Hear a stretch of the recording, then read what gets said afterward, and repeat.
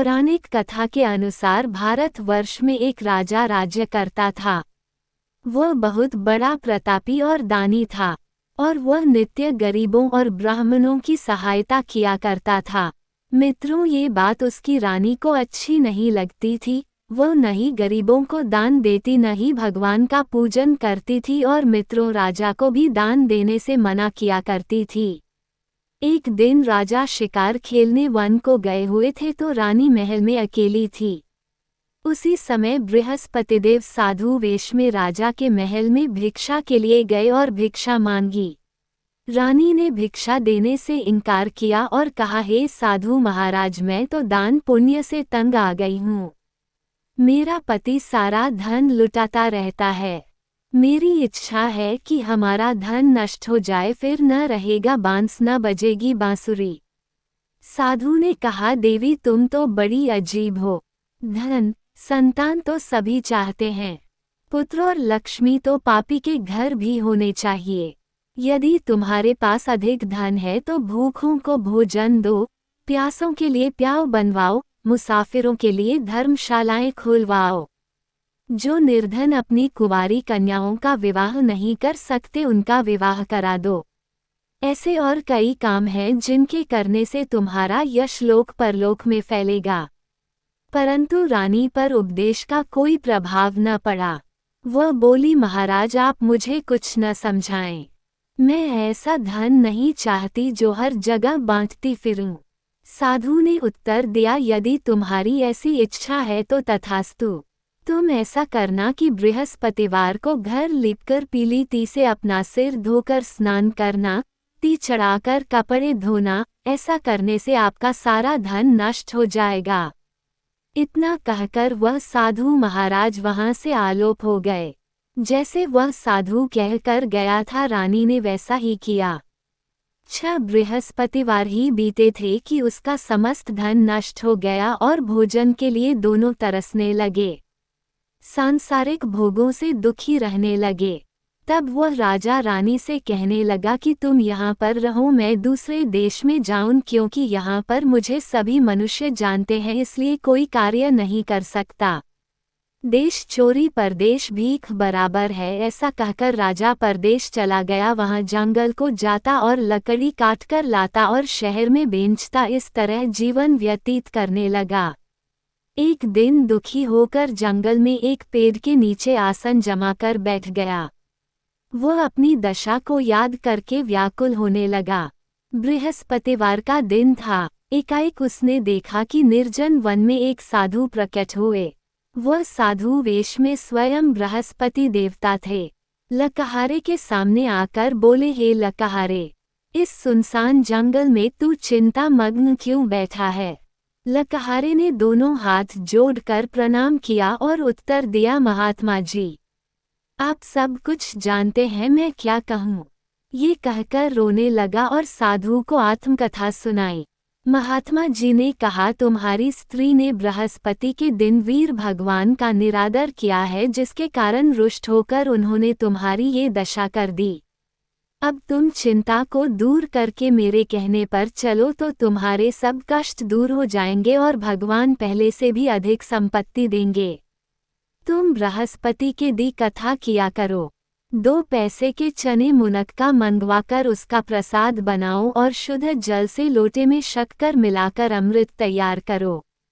कथा के पश्चात अपने सारे परिवार और सुनने वाले प्रेमियों में अमृत व प्रसाद बांटकर आप भी ग्रहण करो। ऐसा करने से भगवान तुम्हारी सब कामनाएं पूरी करेंगे। साधु के ऐसे वचन सुनकर लकड़हारा बोला, हे प्रभो, मुझे लकड़ी बेचकर इतना पैसा नहीं मिलता जिससे भोजन के उपरांत कुछ बचा सकूं। मैंने रात्रि में अपनी स्त्री को व्याकुल देखा है। मेरे पास कुछ भी नहीं जिससे उसकी खबर मंगा सकूं। साधु ने कहा, हे लकहारे, तुम किसी बात की चिंता मत करो। बृहस्पति के दिन तुम रोजाना की तरह लकड़ियां लेकर शहर को जाओ। तुमको रोज से दुगुना धन प्राप्त होगा, जिससे तुम भली भांति भोजन कर लोगे तथा बृहस्पति देव की पूजा का सामान भी आ जाएगा। इतना कहकर साधु अंतर्ध्यान हो गए। धीरे धीरे समय व्यतीत होने पर फिर वही बृहस्पतिवार का दिन आया। लकड़हारा जंगल से लकड़ी काटकर किसी भी शहर में बेचने गया, उसे उस दिन और दिन से अधिक पैसा मिला। राजा ने चना गुड़ आदि लाकर गुरुवार का व्रत किया। उस दिन से उसके सभी क्लेश दूर हुए। परंतु जब दोबारा गुरुवार का दिन आया तो बृहस्पतिवार का व्रत करना भूल गया। इस कारण बृहस्पति भगवान नाराज हो गए। उस दिन से उस नगर के राजा ने विशाल यज्ञ का आयोजन किया तथा शहर में ये घोषणा करा दी कि कोई भी मनुष्य अपने घर में भोजन न बनावे, न आग जलावे, समस्त जनता मेरे यहाँ भोजन करने आवे। इस आज्ञा को जो न मानेगा उसके लिए फांसी की सजा दी जाएगी। इस तरह की घोषणा संपूर्ण नगर में करवा दी गई। राजा की आज्ञानुसार शहर के सभी लोग भोजन करने गए, लेकिन लकड़हारा कुछ देर से पहुंचा, इसलिए राजा उसको अपने साथ घर ले गए और ले जाकर भोजन करा रहे थे तो रानी की दृष्टि उस खूंटी पर पड़ी जिस पर उसका हार लटका हुआ था। वो वहां पर दिखाई न दिया। रानी ने निश्चय किया कि मेरा हार इस मनुष्य ने चुरा लिया है। उसी समय सिपाहियों को बुलाकर उसको कारागार में डलवा दिया। जब लकड़हारा कारागार में पड़ गया और बहुत दुखी होकर विचार करने लगा कि न जाने कौन से पूर्व जन्म के कर्म से मुझे ये दुख प्राप्त हुआ है, और उसी साधु को याद करने लगा जो कि जंगल में मिला था। उसी समय तत्काल बृहस्पतिदेव साधु के रूप में प्रकट हो और उसकी दशा को देखकर कहने लगे, अरे मूर्ख, तूने बृहस्पतिदेव की कथा नहीं करी, इस कारण तुझे दुख प्राप्त हुआ है। अब चिंता मत कर, बृहस्पतिवार के दिन कारागार के दरवाजे पर 4 पैसे पड़े मिलेंगे। उनसे तू बृहस्पतिदेव की पूजा करना, तेरे सभी कष्ट दूर हो जाएंगे। बृहस्पति के दिन उसे 4 पैसे मिले। लकड़हारे ने कथा कही। उसी रात्रि को बृहस्पतिदेव ने उस नगर के राजा को स्वप्न में कहा, हे राजा, तुमने जिस आदमी को कारागार में बंद कर दिया है वह निर्दोष है। वह राजा है, उसे छोड़ देना। रानी का हार उसी खूंटी पर लटका है। अगर तू ऐसा नहीं करेगा तो मैं तेरे राज्य को नष्ट कर दूंगा। इस तरह रात्रि के स्वप्न को देखकर राजा प्रातःकाल उठा और खूंटी पर हार देखकर लकड़हारे को बुलाकर क्षमा मांगी तथा लकड़हारे को योग्य सुंदर वस्त्र आभूषण देकर विदा करा। बृहस्पतिदेव की आज्ञानुसार लकड़हारा अपने नगर को चल दिया। राजा जब अपने नगर के निकट पहुंचा तो उसे बड़ा आश्चर्य हुआ। नगर में पहले से अधिक बाग, तालाब और कुएं तथा बहुत सी धर्मशाला, मंदिर आदि बन गई हैं। राजा ने पूछा, ये किसका बाग और धर्मशाला है? तब नगर के सब लोग कहने लगे, ये सब रानी और बांदी के हैं। तो राजा को आश्चर्य हुआ और गुस्सा भी आया। जब रानी ने ये खबर सुनी कि राजा आ रहे हैं तो उसने बांदी से कहा कि हे दासी, देख राजा हमको कितनी बुरी हालत में छोड़ गए थे। हमारी ऐसी हालत देखकर वह लौट न जाएं, इसलिए तू दरवाजे पर खड़ी हो जा। आज्ञानुसार दासी दरवाजे पर खड़ी हो गई। राजा आए तो उन्हें अपने साथ लिवा लाई। तब राजा ने क्रोध करके अपनी रानी से पूछा कि यह धन तुम्हें कैसे प्राप्त हुआ है? तब उन्होंने कहा, हमें ये सब धन बृहस्पतिदेव के इस व्रत के प्रभाव से प्राप्त हुआ है। राजा ने निश्चय किया कि 7 रोज बाद तो सभी बृहस्पतिदेव का पूजन करते हैं, परंतु मैं प्रतिदिन दिन में 3 बार कहानी कहा करूंगा तथा रोज व्रत किया करूंगा। अब हर समय राजा के दुपट्टे में चने की दाल बंधी रहती तथा दिन में 3 बार कहानी कहता। एक रोज राजा ने विचार किया कि चलो अपनी बहन के यहाँ हो आवें। इस तरह निश्चय कर राजा घोड़े पर सवार हो अपनी बहन के यहाँ को चलने लगा। मार्ग में उसने देखा कि कुछ आदमी एक मुर्दे को लिए जा रहे हैं। उन्हें रोककर राजा कहने लगा, अरे भाइयों, मेरी बृहस्पतिदेव की कथा सुन लो। वे बोले, लो, हमारा तो आदमी कर गया है, इसको अपनी कथा की पड़ी है। परंतु कुछ आदमी बोले, अच्छा कहो, हम तुम्हारी कथा भी सुनेंगे। राजा ने दाल निकाली और जब कथा आधी हुई थी कि मुर्दा हिलने लग गया और जब कथा समाप्त हो गई तो राम राम करके मनुष्य उठकर खड़ा हो गया। आगे मार्ग में उसे एक किसान खेत में हल चलाता मिला। राजा ने उसे देख और उससे बोला, अरे भैया, तुम मेरी बृहस्पतिवार की कथा सुन लो। किसान बोला, जब तक मैं तेरी कथा सुनूंगा तब तक 4 हरया जोत लूंगा। जा अपनी कथा किसी और को सुनाना। इस तरह राजा आगे चलने लगा।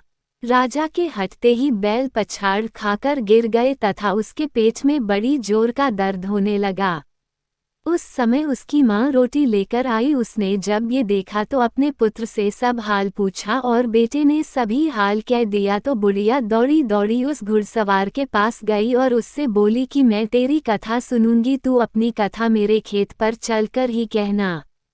राजा ने बुढ़िया के खेत पर जाकर कथा कही, जिसके सुनते ही वह बैल उठ खड़ हुए तथा किसान के पेट का दर्द भी बंद हो गया। राजा अपनी बहन के घर पहुंचा। बहन ने भाई की खूब मेहमानी की। दूसरे रोज प्रातःकाल राजा जगा तो वह देखने लगा कि सब लोग भोजन कर रहे हैं। राजा ने अपनी बहन से कहा, ऐसा कोई मनुष्य है जिसने भोजन नहीं किया हो, मेरी बृहस्पतिवार की कथा सुन ले। बहन बोली, हे भैया, ये देश ऐसा ही है कि पहले यहाँ लोग भोजन करते हैं, बाद में अन्य काम करते हैं। अगर कोई पड़ोस में हो तो देखा उन। वह ऐसा कहकर देखने चली गई, परंतु उसे कोई ऐसा व्यक्ति नहीं मिला जिसने भोजन न किया हो। अतः वह एक कुम्हार के घर गई जिसका लड़का बीमार था। उसे मालूम हुआ कि उनके यहाँ 3 रोज से किसी ने भोजन नहीं किया है। रानी ने अपने भाई की कथा सुनने के लिए कुम्हार से कहा, वह तैयार हो गया।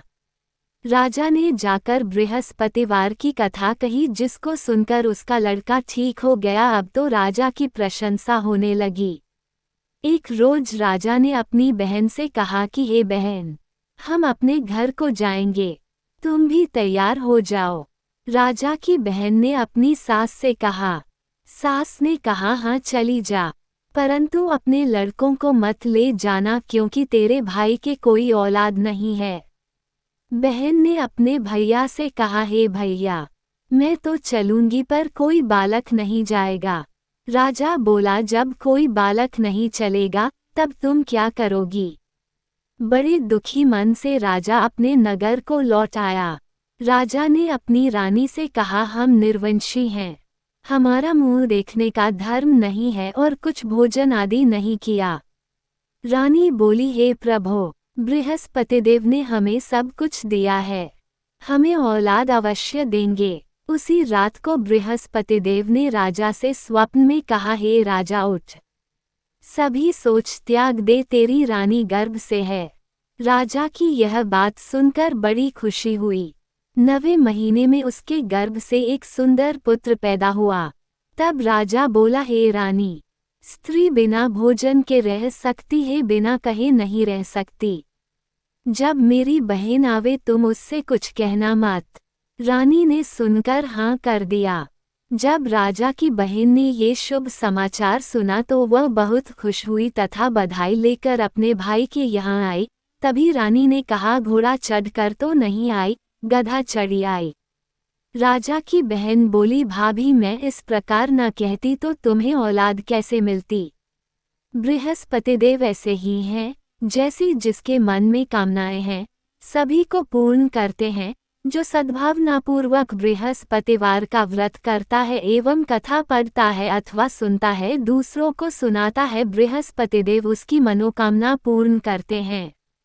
भगवान बृहस्पतिदेव उसकी सदैव रक्षा करते हैं। संसार में जो मनुष्य सद्भावना से भगवान जी का पूजन व्रत सच्चे हृदय से करते हैं तो उनकी सभी मनोकामनाएं पूर्ण करते हैं। जैसी सच्ची भावना से रानी और राजा ने उनकी कथा का गुणगान किया तो उनकी सभी इच्छाएं बृहस्पतिदेव जी ने पूर्ण की थीं। इसलिए पूर्ण कथा सुनने के बाद प्रसाद लेकर जाना चाहिए।